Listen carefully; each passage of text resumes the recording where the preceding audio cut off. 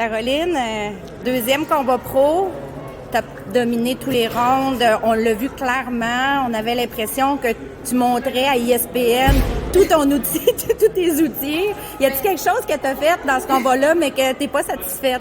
Ben, j'ai utilisé tous mes outils parce que je sentais que je pouvais l'arrêter. Puis à plusieurs reprises, je l'avais dans les câbles, je sentais que ça allait être la fin, mais elle ne tombait pas. Puis c'est pour ça que j'ai tout utilisé, mais elle est vraiment tough. Elle a beaucoup d'expérience comme en boxe professionnelle. Puis elle était vraiment, elle était prête à revenir à chaque fois. Fallait que je sois vraiment attentive. Donc c'était un très beau combat jusqu'à la fin, puis une très belle position. On voit vraiment une différence entre ton premier et ton deuxième combat. Je pense que tu commences vraiment à prendre tes repères pro.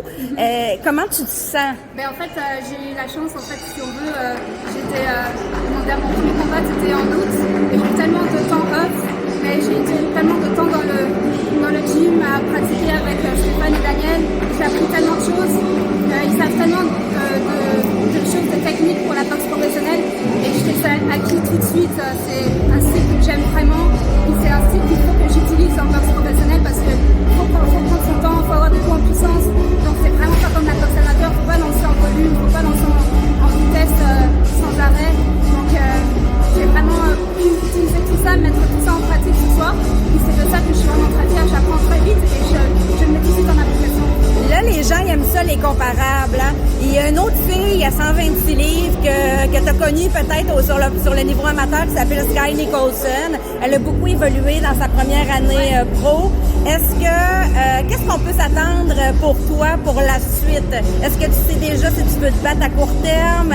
Est-ce que tu as déjà des plans? C'est sûr, cette année, en 2023, j'aimerais vraiment être active, faire plusieurs combats, 4 combats au moins.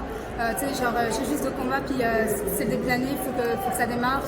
J'aimerais faire des 8 rounds cette année, si possible. Sky Nicholson, je sais qu'elle est rendue à peu près à ça. Ouais. Elle a un peu plus de combats, donc...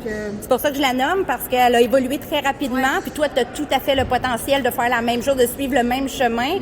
Vous étiez toutes les deux...